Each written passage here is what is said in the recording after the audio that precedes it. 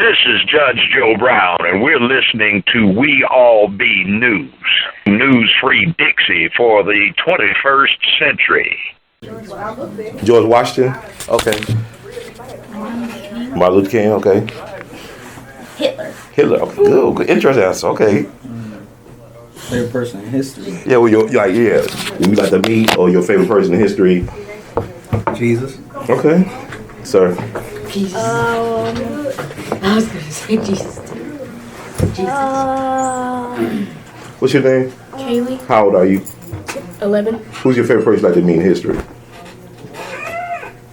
Rosa Parks. Rosa Parks. Okay, I'll get back to you. I'll try to give you some extra time. That's all right. You don't have to. Go ahead. I'm sorry. Ponce de Leon. Ponce de Leon. Who is he? Tell us The who guy he is. who he founded Mississippi. Okay. The Spanish guy. Okay. So I want to do y'all a little quick thing. How many of y'all familiar with Memphis history? Yes. All right, tell me something about Memphis history. Besides Dr. King. Yes. The Stax Museum. What about the Stax Museum? Stax Museum was a place, well now it's a museum of course, but it was a recording studio for some of the most iconic figures in America. Let me one of them iconic figures that recorded it. Otis Redding. Oh, why Otis Redding? What do you think about Otis Redding? I don't know. What happened to Otis Redding? Oh, he died. He died on a plane crash. He died in a plane crash. 26. So was it an accident? Who said no? Who said no? Who said no? Was it an accident? Yeah, I was it an accident? They never found out what really officially happened. See, I'm sure it was an accident. I don't know. I can't Put it think of there. any possible reason as to why someone would want to kill Otis Redding. want to kill Otis Redding. Or mess with the plane in general. Okay, what about y'all? Y'all thinking about, what about Aaliyah? I know this before y'all tell you. Aaliyah, remember, y'all ever heard of Aaliyah? Yes. What happened to her? She died in a plane crash. Oh, you think it was an accident? Yes. Why? Why you think it was an accident? Was she 26 when she died? She was 25. She was 25. Yeah, because Kaylee, what did happen to Aaliyah? She died in a plane crash. Like, what did she do before that? See, I believe in accidents. Yeah. Everything, well, car accident, everything's an accident. It's not by design, right? No. Y'all don't believe in conspiracy. What's a conspiracy theory? I don't know. Okay, tell me. Theories that people make up, like the moon theory. What about the moon theory? Tell me about the moon theory. People believe that the moon landing was fake, because I kind of believe it though, because you could see that there was flashing of wires a little bit, and there was no stars in the background. How many people believe the moon landing was fake? My daddy believed. 3. You say your daddy believe it. Do you believe it? There's another theory that Does he explain? celebrities are lizards though. Reptilians. Oh, it's funny. Like, I was looking at YouTube early this morning. I was looking at the fake moon landing theories and the flat Earth theory. How many people ever heard of flat Earth? The Earth is flat. Yeah. So that's interesting. Y'all picked the fake moon landing because it was a guy, this director named Stanley Kubrick. He was one of the greatest directors of all time. They say they hired him to fake the moon landing. And then on his deathbed. Has he ever? Oh yeah. Well, they say he confessed. They say he confessed to his family, and he left some information behind. But his last movie was Eyes Wide Shut, that came out after he died, and it came out on the 30th anniversary of the moon landing. But they said that he was hired by the government to help fake the moon landing. Eyes wide shut. Yeah, the guy who did the movie Eyes Wide Shut, Stanley Kubrick. They said he was the one they picked to fake the moon landing. Like Neil Armstrong. Yeah, they say they never went. Cause think about it. I think Russia trying to go to the moon. I want to say by 2030 or 2050. So we already been to the moon. How come it's gonna take that long to get back? I'm not saying it's right or wrong. I'm just saying the thing about it is you start. It's okay to question stuff. Like, who killed Dr. Martin Luther King? James. Why y'all say James already? Who told y'all that? The books. The who? News. The news. History teacher. The news. So you trust everything you read? Documentaries we watch and the books. You trust everything you see? read. You trust everything you see? Thank you. I just want y'all to ask because, I know on December 8th, 1999, there was a ruling in the Memphis court On December 8th, 1999, the court said, the jury said that Dr. King was a victim of government involvement. There was official court ruling by a jury. They said that on December 8th, 1999, here in Memphis, that Dr. King was killed by the U.S. government. Yeah, go ahead. Okay, you don't mind. No, I'm gonna call myself. That's why I love documenting, because, like, you know, another thing too. I'm glad y'all talked about, you know, y'all brought up the fake moon landing, because, you know, the internet is so powerful. How many of y'all use the internet? How many of y'all use the internet for research purposes? Why do you think the internet is so powerful? Anybody? Because so many people use it, and it's a lot of sites on there are real influential. Like, what site do you use? What site do you like using? Google. Okay, it's the world's #1 search engine, right? It's a lot of information on there and a lot of answers to questions. Okay, like what type of questions?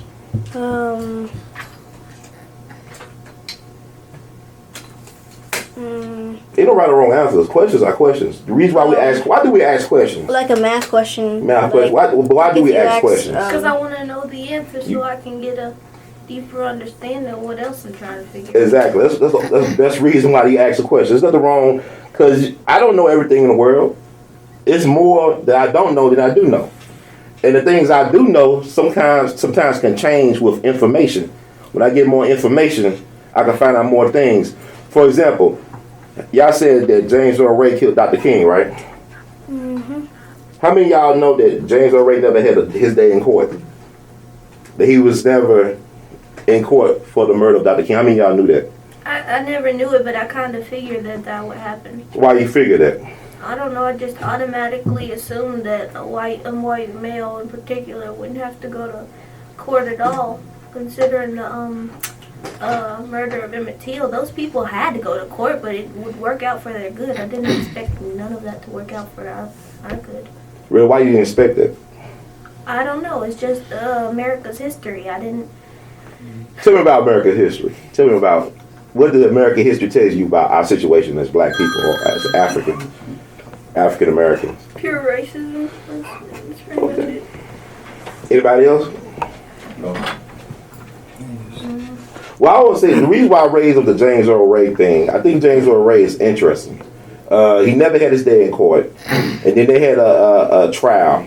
The King family sued this guy named Lloyd Jowers. He was a restaurant owner. He had a restaurant right by where the Civil Rights Museum is now, the Lorraine Motel. But they sued him for about $1. Not because they wanted money from him, but they wanted the people to know about the truth about what happened to Dr. King on April 4th, 1968. So they found him guilty. He said he was hired to be a money man for a contract hit on Dr. King. It's interesting, James Earl Ray escaped from a federal penitentiary. How many of y'all knew that? He was on the run for almost 3 years. How many of y'all knew that? So let me ask you a question. If a guy escaped from a federal penitentiary, was on the run fugitive, how could he get a passport to go over to England? You think he had help? Okay, so did he act alone then? Why you say that, or why you think that? Anybody want to take a guess? Because if he was running from the police and the government, then and he got a passport, he wouldn't be able to do that if he was running from the police. Right, so somebody had to help him on the inside, right? To get out of jail. Right, somebody had to supply him. So let me ask you this then. If I told you that the person who controlled the fire and police departments at the time was a guy named Frank Holloman, he used to be J. Edgar Hoover's #3 man in the FBI, what would you say? Y'all know anything about J. Edgar Hoover? Yeah, we watched the 13th on Netflix. What's your opinion of him just based on that documentary? That's a good documentary too. What's your opinion of him? He was he was a mischievous president. He didn't. Not J. Edgar Hoover, COINTELPRO. Yeah. COINTELPRO. Oh yeah, he was pretty conniving. Yeah, that's a good word for him. I think she said he was very conniving. You know the thing about J. Edgar Hoover? Now, it's a documentary that came out some years ago. They claim that J. Edgar Hoover was a black man. Mm-hmm. It was a sister wrote a book There's some hoopers down in Macomb, Mississippi. Anybody ever been to Macomb, Mississippi? That's where Brandy folks from, the singer. And Ray J, y'all know about them, right? Okay.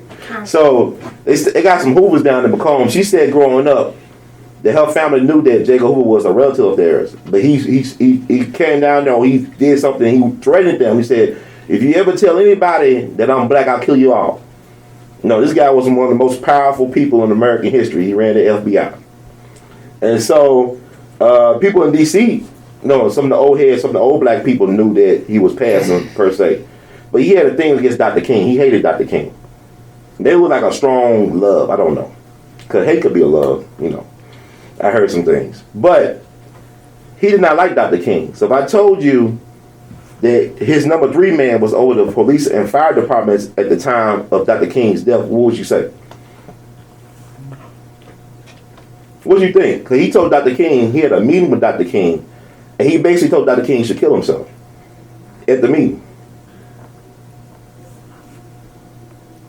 Now, if I told you Dr. King had a meeting with his organization, y'all remember the name of his organization he was a part of that he found? It's called the Southern Christian Leadership Conference, the SCLC. Oh, yeah. Now, he had a meeting, according to one of his lieutenants, I got this on tape. He said that Dr. King called a meeting of some of his top lieutenants in his organization. And he said this back in August of 1966. He told his people that he was told by a black FBI agent from California that he would be killed by the U.S. government. That was Dr. King. So Dr. King knew that he was a marked man. The secretary of the SCLC, I'm sorry I'm going to drop all these names, but y'all know who was John F. Kennedy? The president. What happened to him? He got shot when he was riding in. All right, well, Dr. King was at his funeral. He saw the funeral procession in D.C., and he allegedly told Walter Fontroy, one of his secretaries at the SCLC, he said, if they could do that to a president, I won't make it to 40. How old was he when he died? Dr. King. He was in his 30s, right? You're right, 30s. In 30s, 39 years old. So he knew he was a dead man. If he told you something, like, think about what I'm telling you, and you can research all this online. He basically said that the government said they're going to kill him. Jacob Hoover had a meeting with him and said, you should kill yourself because you're a disgrace. I'm just trying to discredit Dr. King. He told one of his trusted lieutenants that he'll be dead before he's 40. And what happens in Memphis? He died. Right. He got shot when he was standing on the balcony. He's standing on the balcony. And I tell you that the government was found guilty in December 8, 1999 of conspiring to kill Dr. King. You can find the transcripts online. It might be at the King Foundation website, but you can find those transcripts online of that. So why do you think they didn't really publicize that find? That's major news, right? You got your hands up? Okay, but why do you think they wouldn't publicize something like that? The media. I'm talking about the media y'all trust. Like, what y'all look at for news? CNN? Local news? What's that radio station we listen to in the car? NPR. NPR, okay, it's good. BBC. So what about BBC. BBC? Okay. Okay. So what if I told you that some of the big news organizations, like the news anchors, y'all trust a lot of these news anchors and journalists, right? You do? Not really. After all this talking, let me y'all do or don't? Well, in ways, I trust that they're giving trust us the station. intentional You trust station? information. Not So why would you have that type of trust? What gives you the confidence to trust the station or the news organizations? because most things they talk about are, you can't find information and proof on that, then that would make you trust them more. Even though it could be fake, but anything. But how many people think they look at a news broadcast actually go out and research for themselves? How many of y'all think? Raise your hand. Y'all think a lot of people do that? How many of y'all do that? Like once you hear something, y'all don't do that? A lot of us don't do that, right? So we trust them because they look a certain way, because they sound a certain way, right? You think they're educated, you think they're trustworthy. But here's the thing. What if I told you that a lot of these major news organizations, they get their money from people who make their money off of war? What do you say then?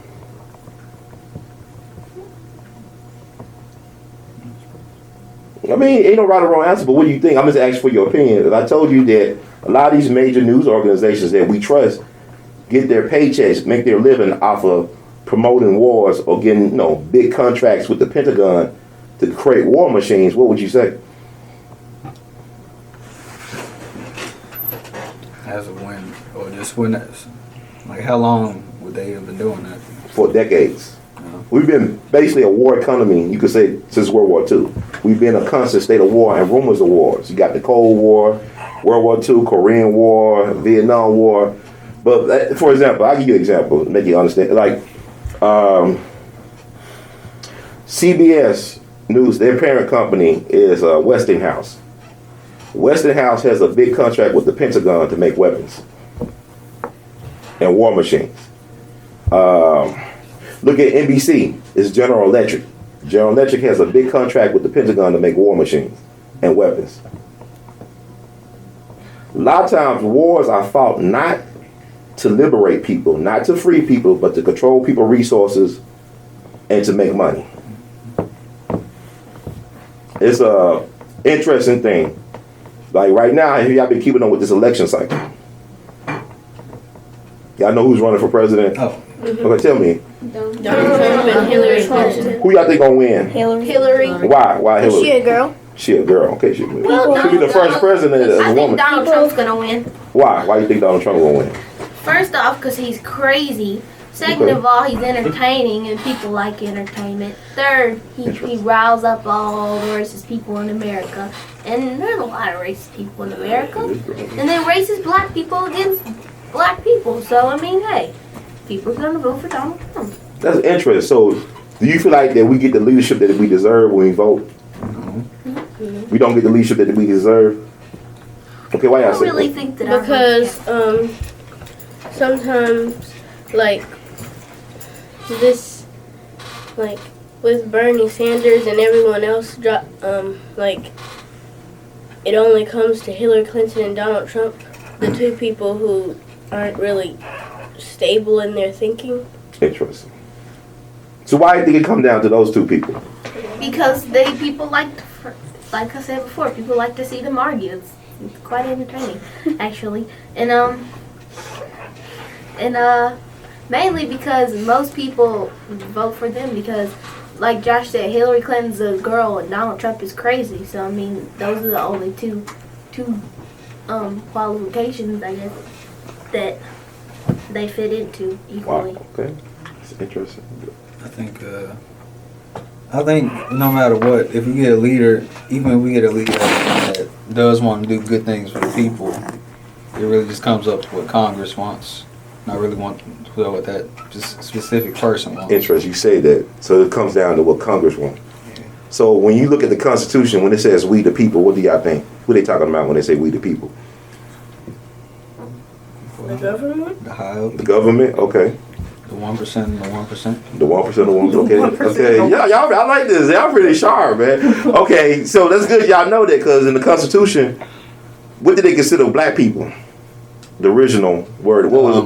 1/4 of a person. I thought it was 1/3 of a person. 1/3, 1/4. Y'all close 3/5 of a person. Oh, 3/5 of a person.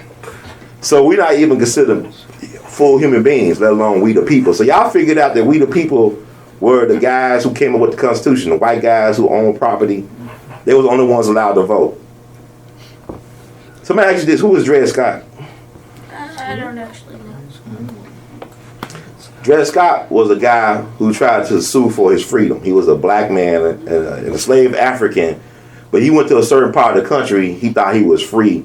Because he had certain parts of the country back in no time. Some believe in freedom for all. Yeah, okay. So he sued his owner for freedom. And he was basically told by the Chief Justice of the Supreme Court at the time, Roger Taney, that black people have no rights that a white person, or a white man rather, is bound to respect. I mean, he could not be a citizen. Well, eventually he did win his case. And he died, and he's buried in St. Louis. He's actually buried outside of Ferguson. And you think about what happened 2 years ago. What happened 2 years ago in Ferguson? the riot. The riot, right? People rose up the Mike Brown thing. So you have this black man who could not even be acknowledged as a citizen. You have a constitution that says you're not even a full human being, let alone a citizen. How does it make you feel? Even, let's go back 11 years ago. I know y'all young. Hurricane Katrina. Anybody remember that kind of sort of? Well, okay, I know you probably remember. It was like you know about it eventually. You like getting a good institution. I know what it is, but I don't. Yeah, you don't remember. I know you don't recall it before your time. You 10 years old, right? Mm-hmm. Okay, it happened 11 years ago. But you know the thing that made people mad the most when they was the news that we trust was covering. What were they calling black people? Can y'all recall? Have y'all read what they were calling black folks when it first happened? Looters, fugitives. Looters, fugitives, right? Everything but a child of God. Refugees. Refugees. They were calling black folks refugees. So you had black folks that were very upset because they say, how can I be a refugee if I lived in America all my life? I was born in America and I lived in this neighborhood all my life. How could I be a refugee? Because guess what? Black is a color in the crayon box. Think about it. If I'm an Irish American, where did I come from originally? Ireland. If I'm Italian American, where did I come from originally? Italy. Right. If I'm a Japanese American. Japan. So where do black people come from? Black. Africa. What part of Africa? West. What tribe? What's your mother tongue? You see what I'm saying? They stole our identity. We don't know who we are. And every generation, it's like we're trying to vote about whether we black or we colored or we Negro or nigger, any word. We try to go back and forth. But everybody else have an established identity. They know their native tongue. That's why they're able to rule. Because guess what? I know they tell black folks to always vote. We probably vote more than anybody in this country. And we got the least to show for it. Asians don't vote. Hispanics don't vote. Wealthy white men with money don't vote. What do they do? Think about it. What do they do? Lobby. They lobby. Right. I know what lobby is? You create a group or organization to voice influence for the things you want. What do y'all want as black people out of this country? What do y'all want? Fairness. Fairness, okay. Reparations. Somebody say, yeah, come on, citizen. You're real loud, man.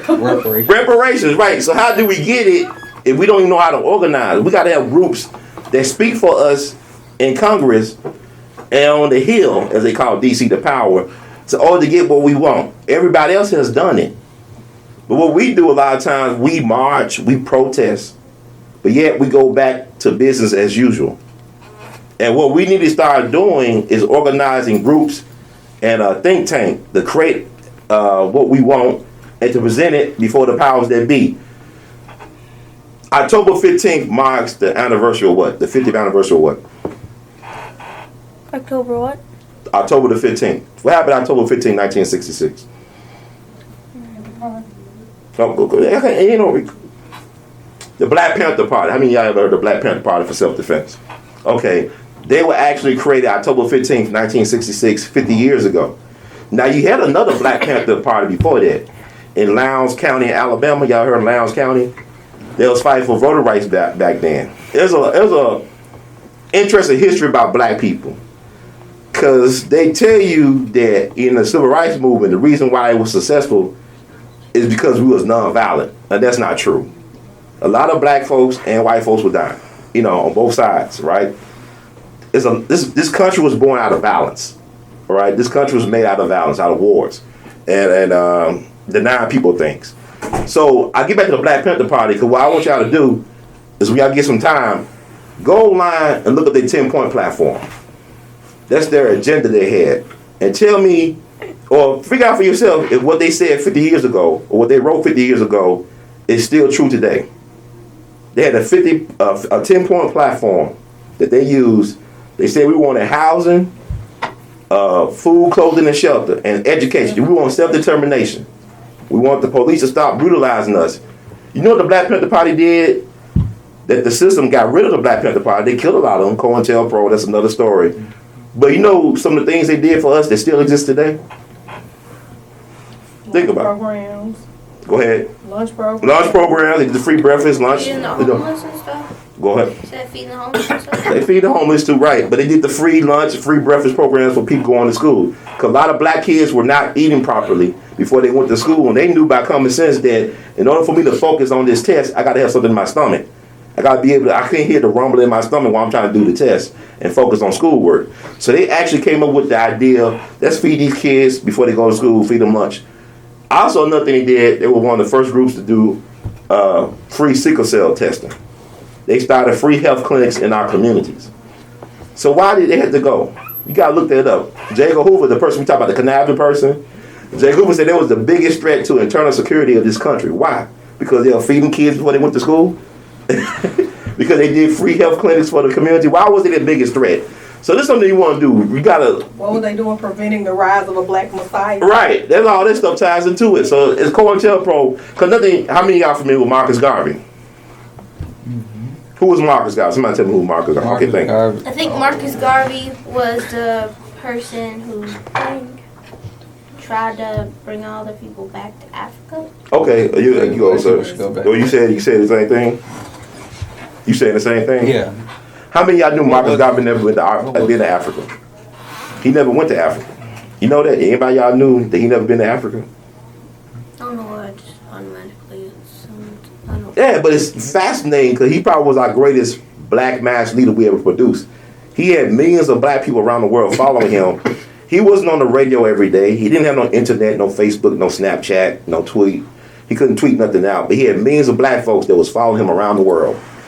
And he came to America to meet Booker T. Washington. Y'all know who Booker T. Washington was? Mm-hmm. He was another interesting character. But Booker T. Washington died before he got over here, so he stayed over here and started his own organization, the United Negro Improvement Association.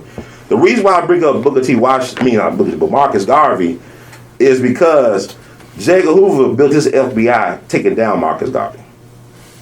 He created the FBI to take down Marcus Garvey. He was the first black messiah. So the foundation for COINTELPRO started with them framing Marcus Garvey for mail fraud back in the 1920s.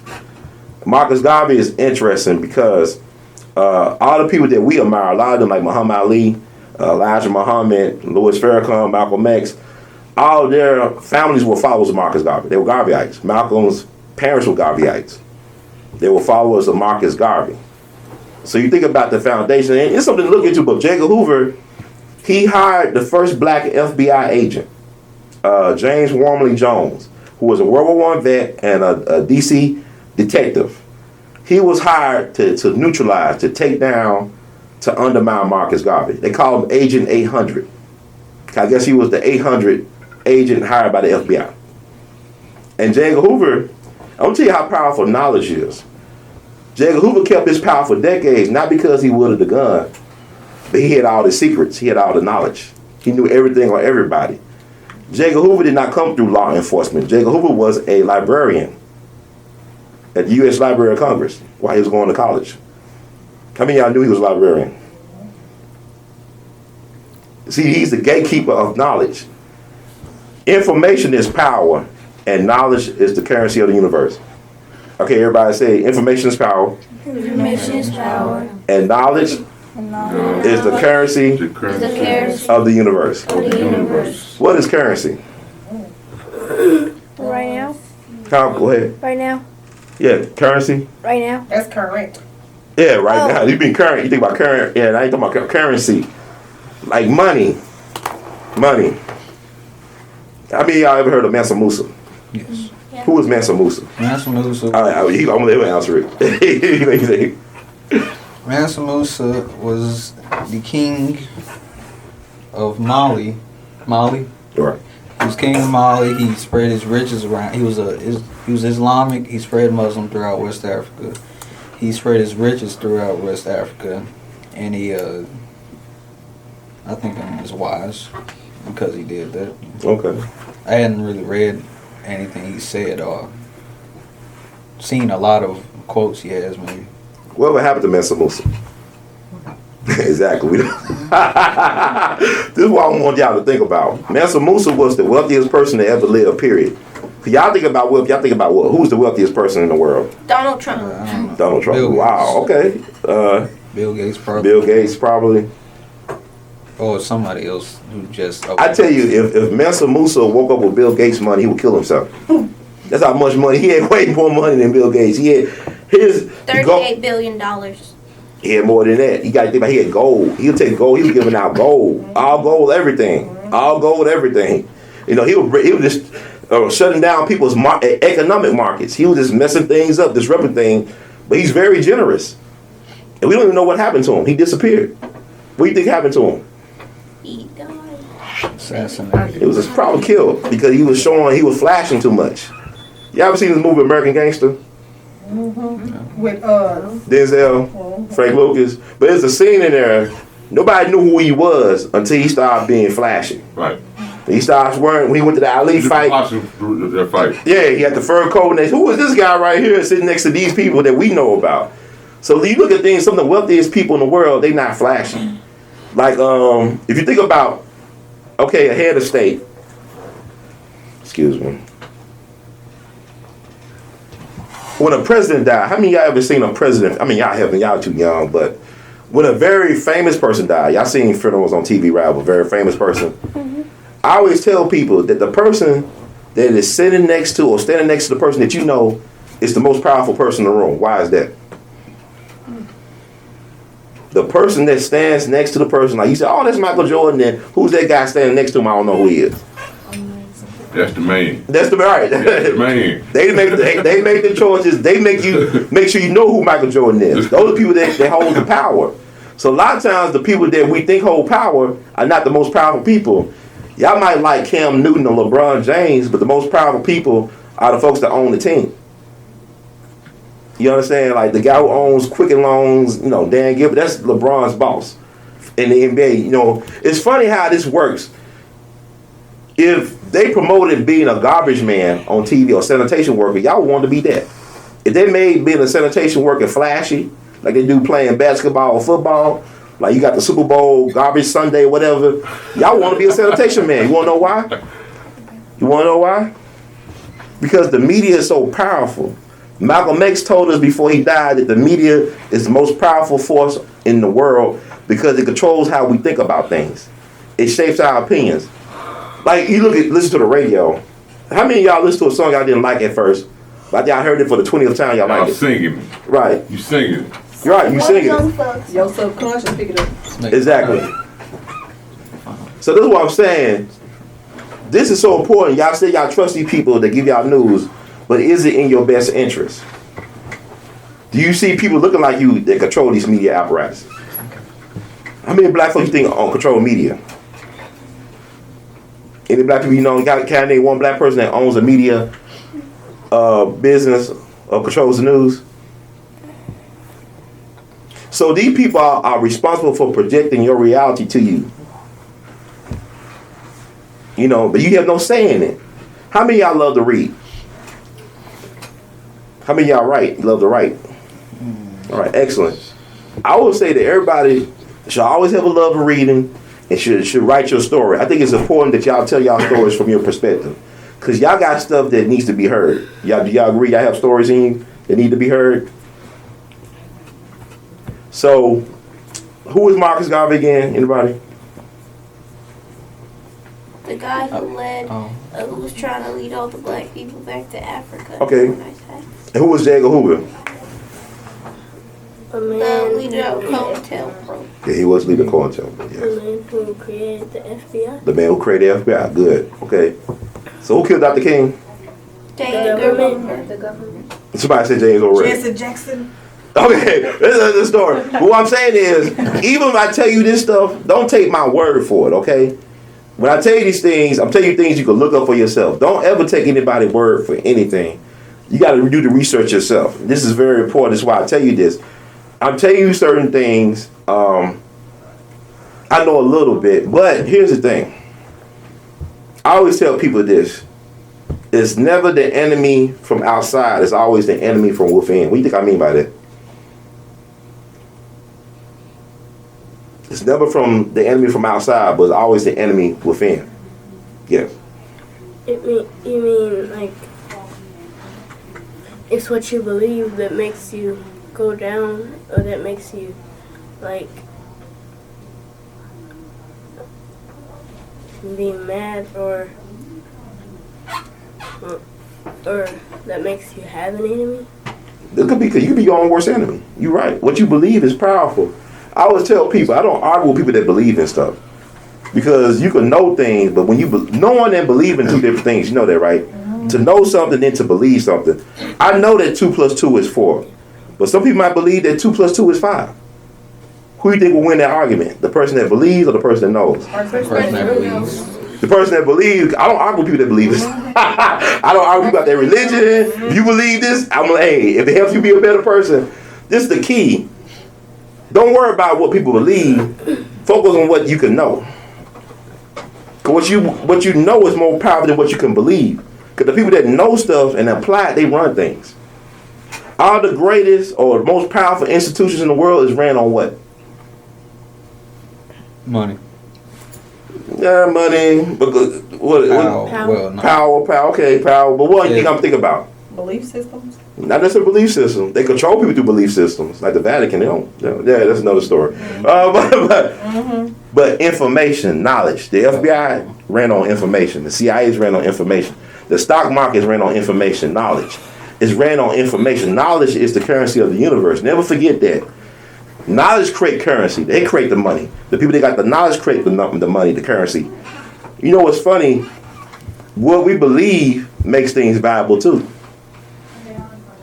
What you believe in, you make it real. Whatever you believe in, you can make it real. Y'all believe that? If you say, let's say I'm gonna have a bad day. If you keep on saying that, you feed energy into that, you'll have a bad day.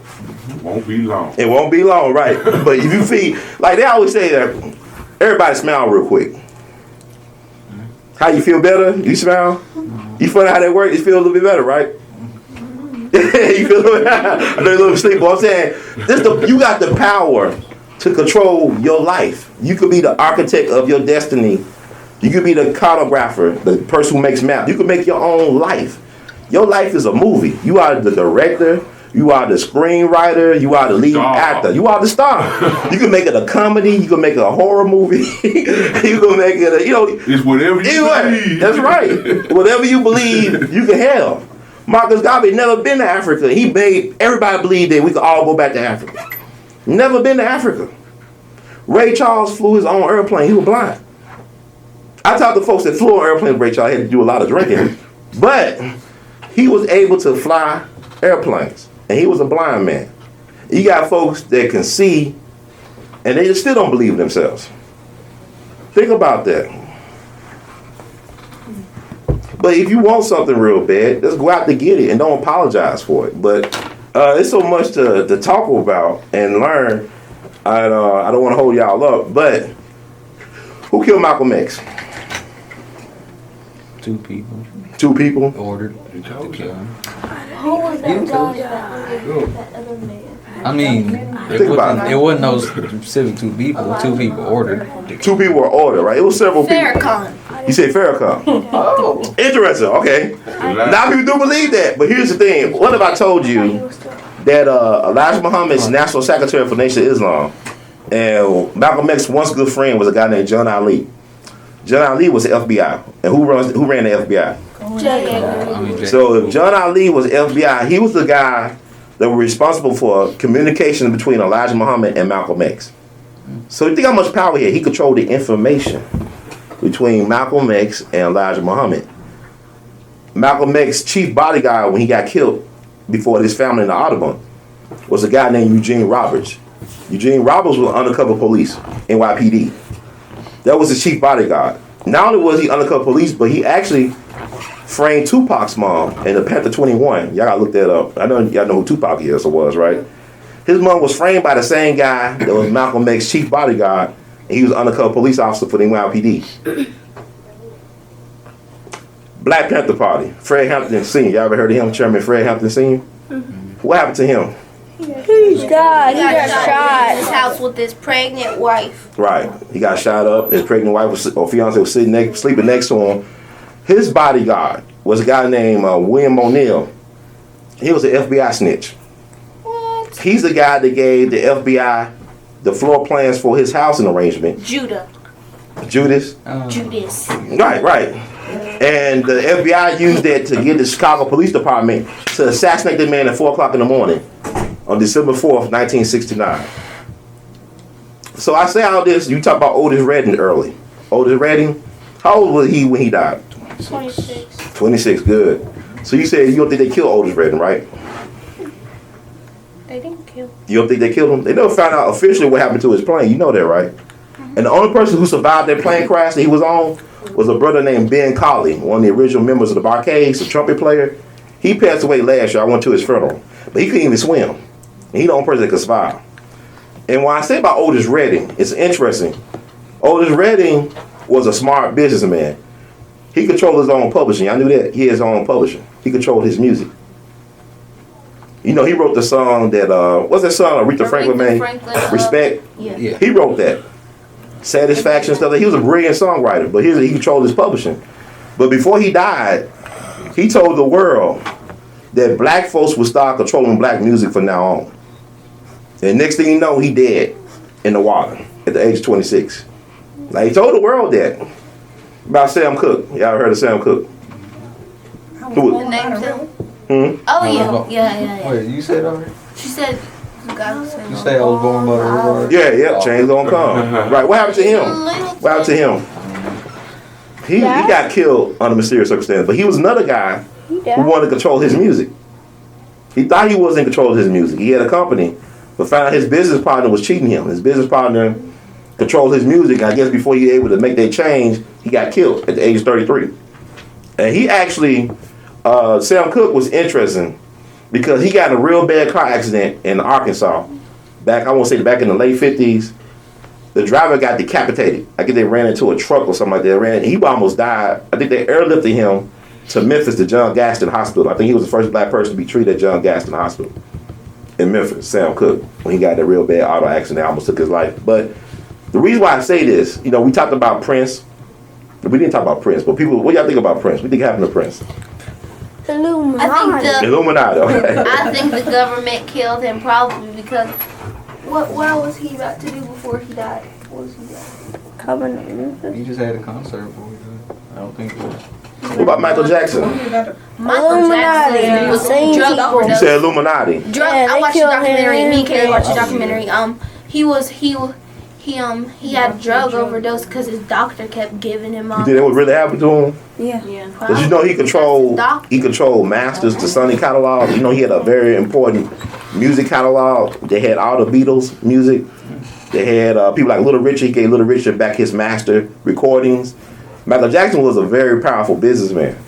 And he had something that the white power structure wanted. They wanted that music with the Beatles. Because until Michael Jackson Michael Jackson passed, it wasn't until Michael Jackson passed that Beatles songs were available on iTunes, on Apple. So they got his catalog. He had music they wanted. And you can research all this. There's a lot of theories. You said Illuminati, right? What is Illuminati? A secret organization. Is it really secret? No, because Everybody makes Now notes they about put it in it. kid cartoons. Right, exactly. They show put it in the Minions. Yeah, so what I'm saying is, it's the thing, like, you know, what is a ghetto? It's a place where people are put. Okay. The ghetto? Yeah. Really, originally it was in Germany in the times of the Holocaust. Who stayed in the ghettos? You. Yeah, I like that. Y'all smart. Okay, good. One of the most powerful families in the history of the world, the Rothschilds. You ever heard of them? Yes, I think. Yeah, who out of Rothschild? You heard of them? Yes. They came out of Germany back in the day, and they came out the ghetto. Were they the family that incest? Yeah, a lot of incest. Yeah. Keep the money. But not only them, but a lot of them did the European royalty out and to keep the money in the family. So you had people in the Rothschild, you had the uncles marrying the nieces and stuff like that, and first cousins and stuff like that. But they came out the ghetto. To them, ghetto is about being connected and unity. So when we view the ghetto over here, it's like, oh, it's divisive and people are poor and impoverished. But they actually had a master plan. And they said, we're going to get all the family together and we're going to run this thing. We're going to take over the major governments of the world through the financing. So what I'm saying is, black people are very powerful. If, like, let's say, like, when LeBron James, y'all like basketball, right? So, okay, when LeBron James and D Wade and Chris Bosh all got together on one team, That changed the whole thing, right?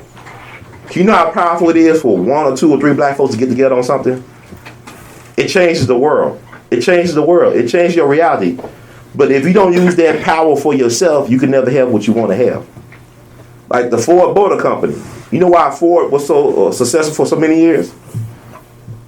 Ford up in Detroit, because they had all these black folks coming from the South working there and creating that reality. Black labor made white folks rich and wealthy. Who's the majority of the players in the NBA and the NFL? What color are they? Black. Okay, black. Black, that's wealth. It's always been like this in this country. This country, if you look at, y'all ever heard of Wall Street? Do y'all know slaves built Wall Street in New York City? Do y'all know slaves were the first thing traded on Wall Street in New York City? Enslaved Africans, they still traded through the prison system. But you know, y'all heard of Central Park in New York? There used to be a place called the Village. That's where all the black folks used to stay at until they got kicked out. Y'all heard of Georgetown in D.C.? It's like a very wealthy, that was a black neighborhood back in the day. They kick all the black folks out. Anywhere where black folks gather becomes valuable real estate, whether it be in Harlem, whether it be in Georgetown, Central Park, or in prison. Whatever you got black bodies around, it creates money. But who does it create money and wealth for? Is it for us or is it for them? Right. So you think about it. And I'll leave y'all with this and I'm going to shut up. It's someone, you can ask questions you want to before I go. I'm sorry for being late. There are 35,000 African American millionaires in this country. 35,000. How many of them you think made their money through sports and entertaining white people?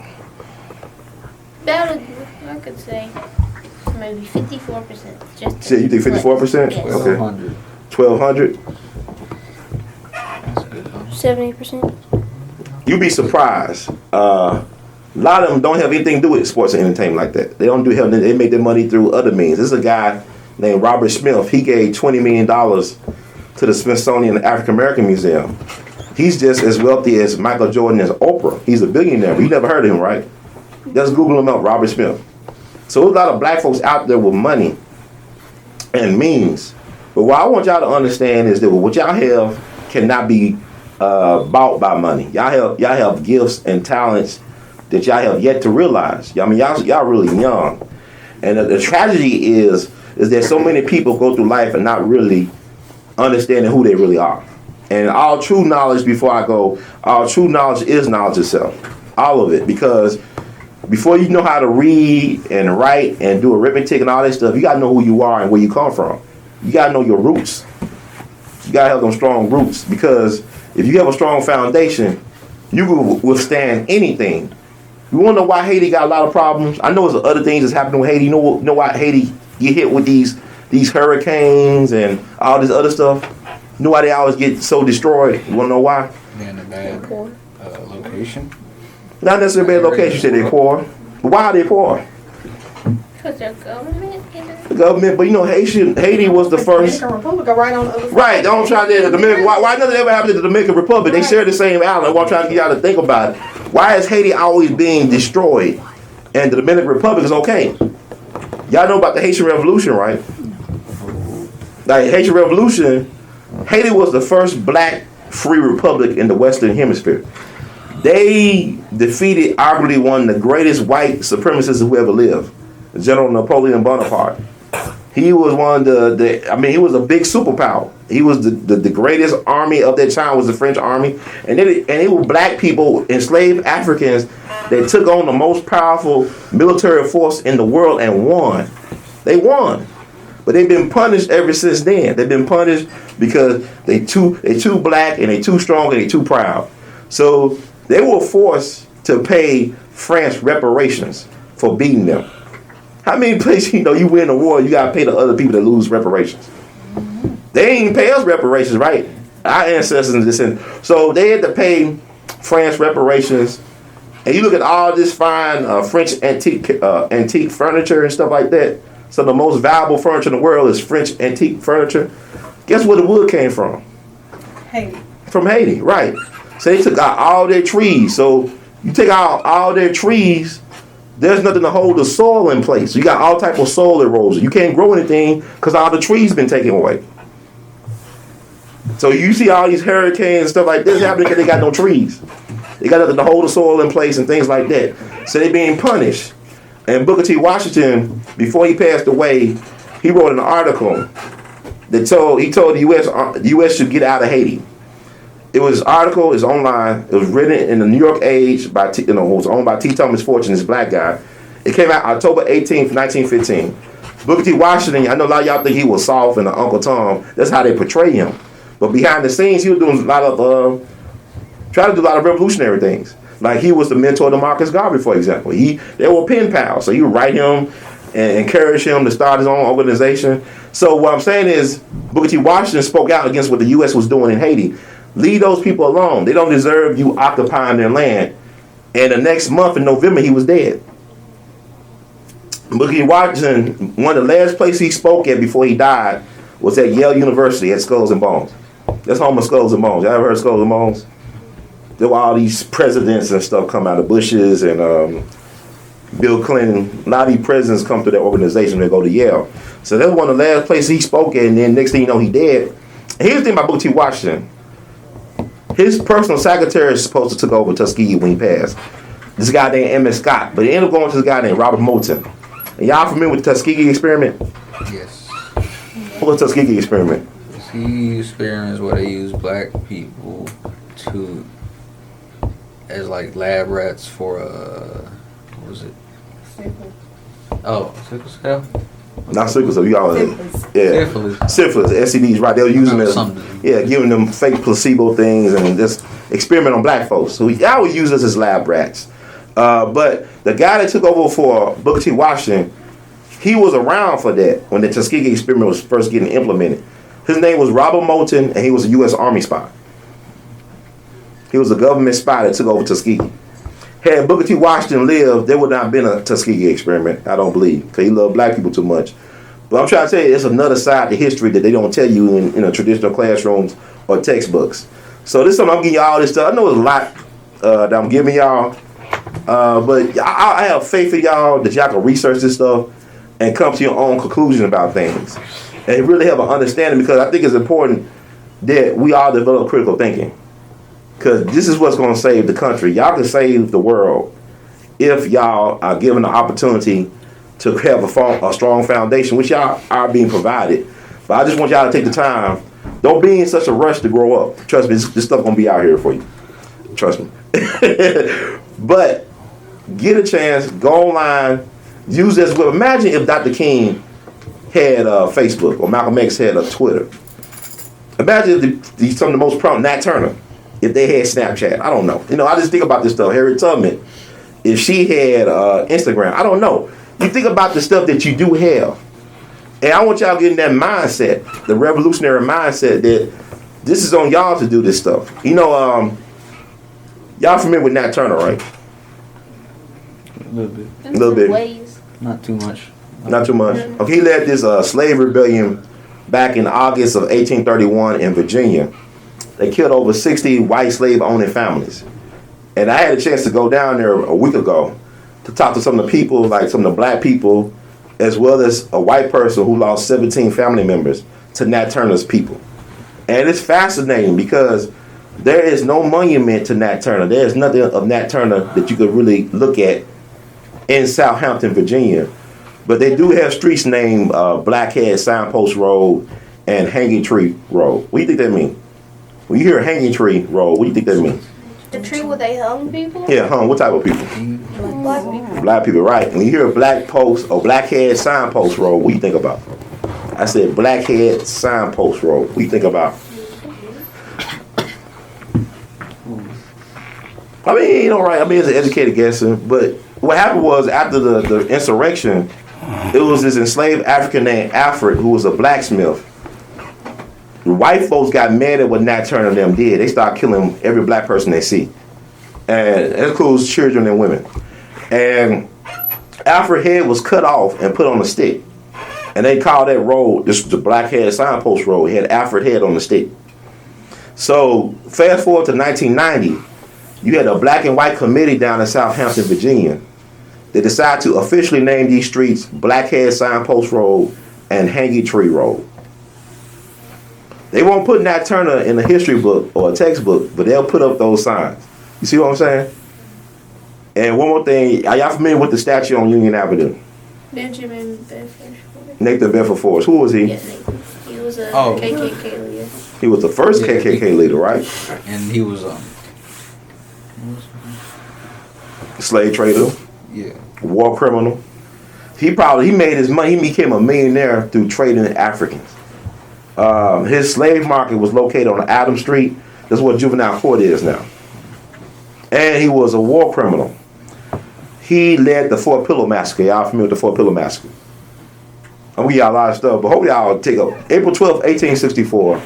This place called Fort Pillow, Tennessee. Fort Pillow, really Hendon, Tennessee, where Alice Haley, who wrote Hoop Roots, is from. Okay, Nathan Bedford Forrest was over Confederates, right? Confederate Army. He told his men that this fort was guarded by black Union soldiers. No quarter, meaning no surrender. If they try to surrender, kill them all. Destroy them all. So what he did was, when the black Union soldiers tried to surrender, they just killed them. Some cases, they had cases where, you know what a bayonet is, that knife on a rifle? Yeah. They actually used their bayonets to gouge their eyes out. They would poke the black soldiers' eyes out. They were skinning them alive. They set some on fire. They were burying people alive. Sometimes they would bury a wounded black soldier with his head out. So at night, the raccoons and the other rodents could eat at his face. And also they killed black women and they killed black children. These were white soldiers that did this on orders of Nathan Bedford Forrest. And Congress actually investigated what happened. You can actually find the primary sources. People were interviewed by the Congress about what happened in Fort Pillow on both sides. And you can actually find all this stuff online. It's like a 180-page document to talk about all the things that happened. Because one guy, he survived. They buried him. They thought he was dead. But they left a breathe. He had some air that he was able to take in while he was buried. So he had his head turned a certain way. So he survived for days. They thought he was dead. So they were putting soldiers, mixing in wounded and dying soldiers with already dead soldiers in piles. So this is very important. And Nathan Bedford Forrest, you also say he was the father of private prisons, because after the war, it's this place called President's Island in the Mississippi River. I don't know if you're familiar with President's Island, but he was given a contract to use black slave prison labor to help raise cotton, hogs and stuff on that island. And he ended up dying of dysentery. He died of some real bad case of diarrhea. I guess he drank some Flint water or something. But he was drinking that water on the island that was contaminated. So he died October 25th, 1877. They moved his body and his wife's body to be underneath their horse statue in 1904. Their horse statue was put on Union Avenue in 1905. The sons of the Confederate veterans raised the money along with the daughters of Confederate veterans. And it's been there ever since, over 100 years old, right? So what are they doing to black folks in Memphis back in 1904, 1905, you think? Right. Lynching. So it was a nice time to be black in Memphis in 1904, 1905. Right. So what I'm saying is, also what they did, their horse statue, it was facing north, but back in the 1940s, they turned it south. So this is the first Grand Wizard of KKK. He's buried there. This town is 80% black. And we pay taxes on that statue, on that memorial, on that monument. And every year, the Sunday before his birthday on July 13th, you have thousands of white folks throughout the country come down to pay homage to Nathan Bedford Forrest. Right. It's been going on for years. What I'm saying is, blocks away from that is where they killed Dr. King. Blocks away from there is where they ran Ida B. Wells-Barnett out of town. They burned a newspaper office down. And yet we have this statue to white supremacy in a black town that your parents pay taxes on. What do you think about that? What y'all think? You think it's right? It's a cursed statue. It's a cursed statue, okay. That statue was put in the wrong place. We're put in the wrong place, okay. So what could we do about it? They said we can't move it. They said last week it could not be moved. It was protected by the state of Tennessee. The state of Tennessee celebrates his birthday too. Officially. Gotta get that 4x4 monkey truck in. Right. But also we could tell our own stories. Why not build our own statue in the same place to the Fort Pillow people? or to the Memphis massacre victims. Did you know that y'all heard of the Memphis massacre 1866? It's on Union Research. They basically burned down every black school and church in Memphis at that time. They were killing everybody. They were raping women and children. They were killing everybody. So that's something that you can research. So I won't hold y'all too long. I'm sorry for taking long. But I got 2 girls that's gonna leave their mom. Y'all mom downstairs. Okay, so I want to thank y'all. And y'all have any questions, let me know. Okay. What is your religious standpoint? My religious? I believe in God. I believe in God. I believe in universal God. Does that make sense? God is bigger than the church. Jesus? Not Jesus. God. God. It's different. Yeah. You don't have to be Christian. But I believe in something. Yes, sir. So, what do you think about the guy that got shot, the police shooter that got shot a couple of months ago at the riot? Them in Dallas? Yeah. Well, I think about that. The police shooter, Michael Johnson? Yeah. They validated his human rights because they should have let him survive. They didn't want him to survive to tell his side of the story. I thought that was wrong what he did. They validated his human rights because we would never really know what really happened that day. You know, and the thing about it is, we always fought back. Because when I saw that, it reminded me of this thing called Robert Charles riot, New Orleans riots in 1900. You ever heard that? This happened between July 23rd and July 27th of 1900 in New Orleans. It was this black guy named Robert Charles. He believed in the Go Back to Africa movement. This is before Marcus Garvey. And he was waiting for his girlfriend outside her house in New Orleans with his roommate. And these 2 white cops that were walking the beat came by and started harassing him and his roommate. And they actually was going to shoot him and his roommate. But back then, everybody carried guns on them. Everybody had guns on them back then. Even Ivy Wells carried guns on her. But he shot the cops in self-defense, and he ended up killing several more cops. And it led to one of the worst race riots in this country's history. Because you had white people come from Mississippi, Alabama, Texas, everywhere nearby to New Orleans to kill every black person that they could find. They didn't care if they was innocent or guilty. They were killing everybody. Man, woman, and children, young, old, and young, it didn't make a difference. So they finally caught him in this house on, I think, Saratoga Street or something like that down in New Orleans. It was a black snitch. That snitch told the police where he was at. So all the white mob came to that house and they burned him out. And it was a medical student who was 19 years old that shot him and killed him. But they basically mutilated his body. They dragged him down the street. So they actually had to bury his body in the Potter's cemetery, Hope Cemetery, at the before sunrise the next day, in order to keep them from actually just tearing his whole body apart. So that's New Orleans riots of 1900, and Ivy Wells wrote about it from a contemporary point of view that's online. I think it's called The Red Record, because she was an investigative journalist. So she wrote about that actually from a contemporary point of view, and also was a professor named William Ivy Hare, who was, I guess, an LSU professor. He wrote about it back last 40 years ago, called The Carnival of Fury. That's a good read, too. But that was New Orleans riots of 1900, and he fought back. So that's another story. Think about Joe Pullen. You ever heard of Joe Pullen? His brother was a Garvey guy. He was down in Drew, Mississippi. Drew, Mississippi is interesting because Drew, Mississippi is where Archie Manning is from. Peyton and Eli Manning's dad. He's from Drew, Mississippi.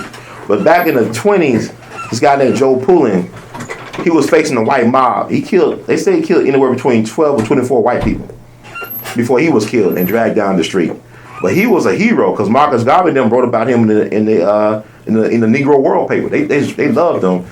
And decades later, Fannie Lou Hamer talked about Joe Pullen, how when she was growing up in Mississippi, they had a lot of pride talking about Joe Pullen. Although he was killed at the end, he took a lot of them with him. He took about 12 or 24 white people with him before they killed him. So these stories, and I told you about Edmund Knoll. Edmund Knoll happened a year before Emmett Till in Holmes County, Mississippi, the first weekend of January 1954. This guy named Edmund Knoll, he was a World War II veteran and a crack shot. This guy was like a sniper level shooter. And he was a short, small, light-skinned dude. And his wife was working for this juke joint owner, this white guy who was sleeping with her. They had an affair. And so he tried to get his wife back that night, and the dude was bullying him around. He was a big old bully. He was pushing him around and just trying to make him look bad in front of his woman and other people. So in self-defense, he shot the white dude that owned the juke joint. Ended up killing the sheriff's deputy and killed another white man that weekend. And had like probably the largest manhunt in Mississippi history, doing like an ice storm. They were looking for him for weeks. 1,000 white men looking for him in the woods. And what made him so unique was that Edmund Knoll, right? I told you he was a crack shot. He could shoot anything, anywhere. He took a regular rifle and turned it into a human machine gun.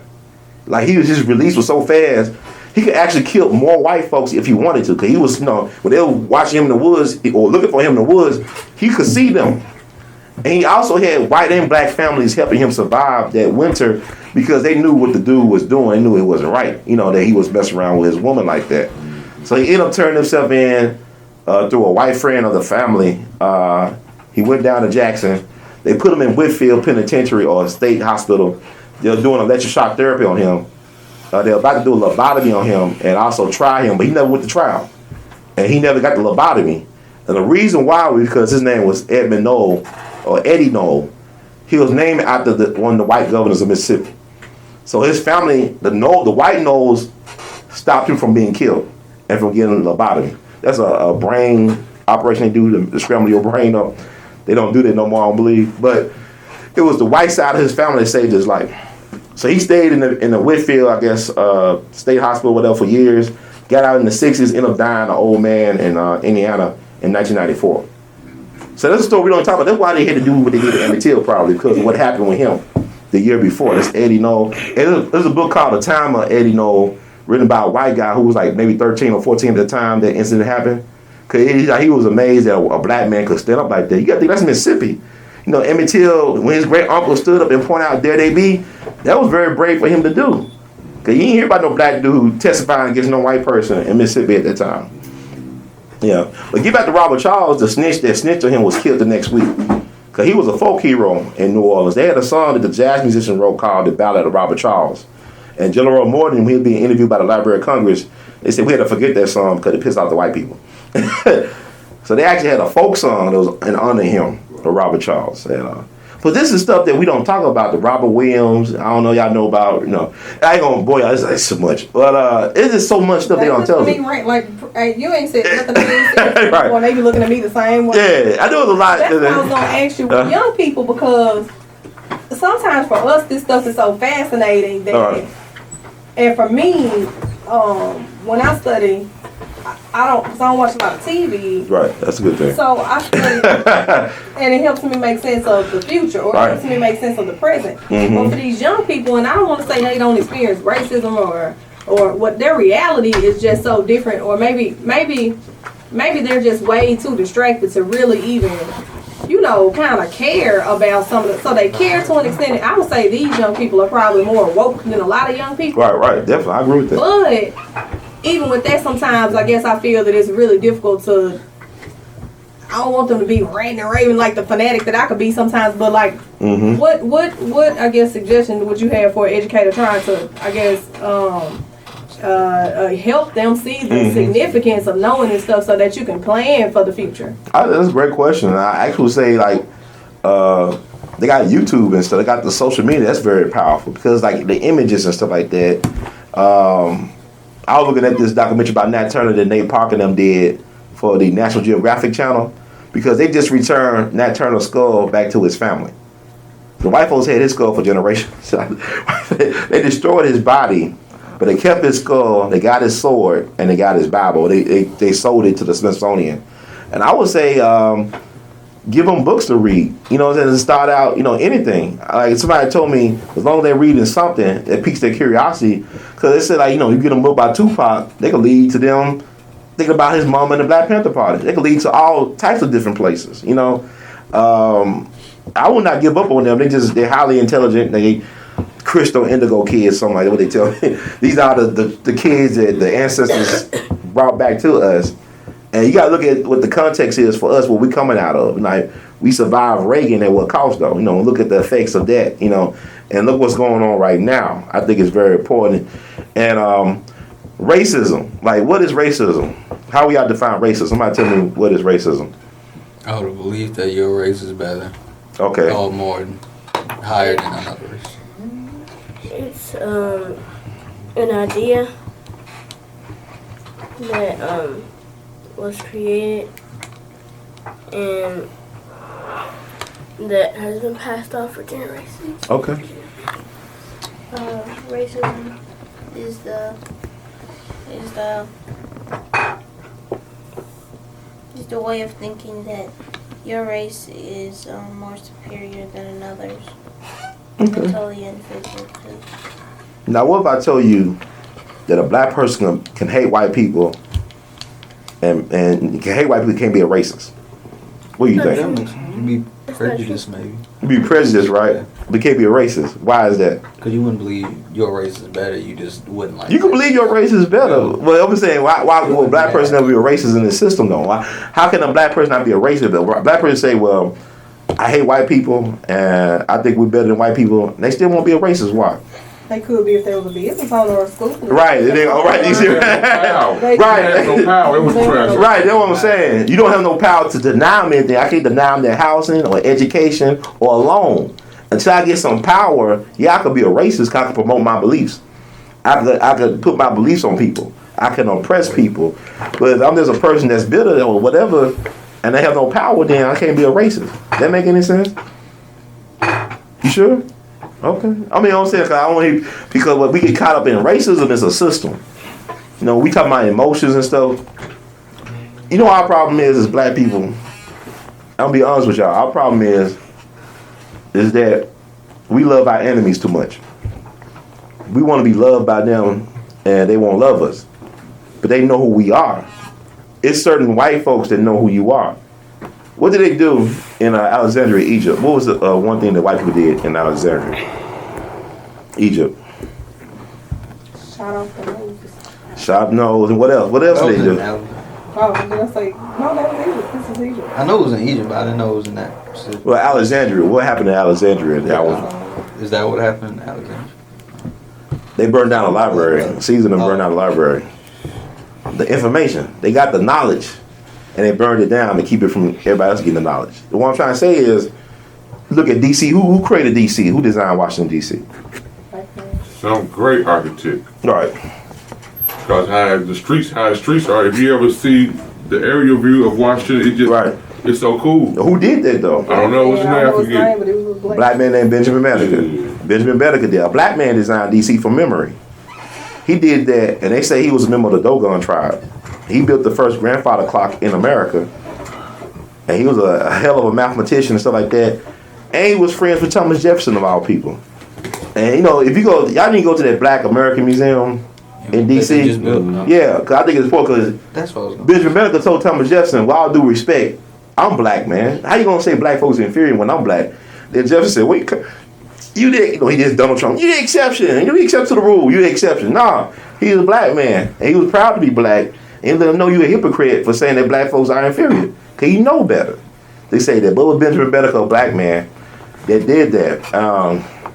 It was a black man that won the American Revolutionary War. This guy named James Armistice Lafayette.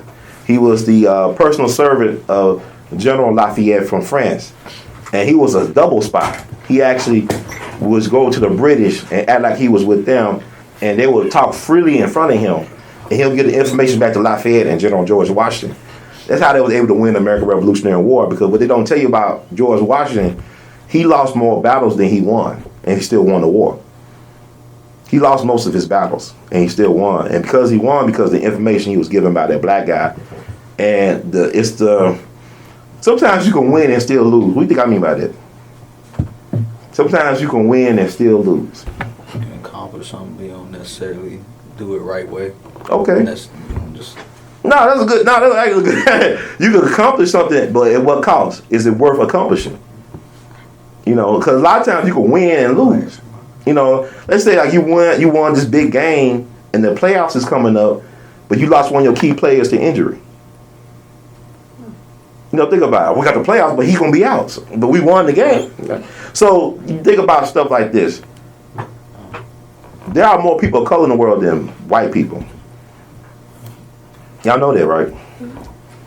Why do you think they always winning? Or it seems like they're winning. Why do you think they always winning? Or it seems like they're winning? Media? Because that's all. You said media, right? TV. Who control the media? White people. One of the first things you do in war. You know one of the first things people do in war? When they invade a country, what they get? Propaganda. Propaganda, right? They control the media, right? They control the radio. They could actually be losing, but if they control the media and tell the people one thing, people start believing in it and becomes their reality. That's why it's so important for y'all to write y'all stories and to read. And to be critical of what you see, because there's a lot of subliminal messages. There's a lot of undercover messages in our media and TV shows and the songs. You know, y'all listen to music, right? Y'all love music. Y'all listen to rap, right? Trap soul. What they call it? Trap soul music? Trap soul. What's that thing? Like that Young Thug stuff. Like that trap soul. Y'all do that. Y'all be but what I'm saying is you gotta be careful because music does affect your mood. It affects your mood, excuse me. At certain frequencies and stuff like that. They know certain frequencies that people are operating on. Music, you get all gangster. Right, that's a possibility. You start thinking like that, right? Yeah. But what I'm saying is, you know, Africans use vibrations to heal. You know, Beethoven wrote his best stuff when he was deaf. You know what Beethoven was, right? Yeah. You know he was black, right? He was. Yeah, he was a black German. Yeah, he was black. Kelly, we've talked about this a lot. We've talked about all of this, and y'all sitting here like, what's So Beethoven. He's a king. Beethoven, he wrote his best music. What he did was he felt the vibrations. I think he put his piano on the floor and he could play, he could hear the vibrations or feel the vibrations when he was able to write. That's how powerful you are. You know, you could do things. That's why I said you think just because they wrote in the book that means it's real or it's true and factual. It's not true all the time. You can't believe everything you read. Just like the internet. That's right, like the internet. Yeah, so you got to double check and check this stuff out. But it's some hope. And then when you start, the thing about it is, when you start hearing the truth for yourself and start investigating the truth, it'll sound strange because we've been lied to our lives. They've been lying to us for so long. When somebody tell you something that's honest and truthful, you might think it's not real. So it's best to investigate and do this research on your own.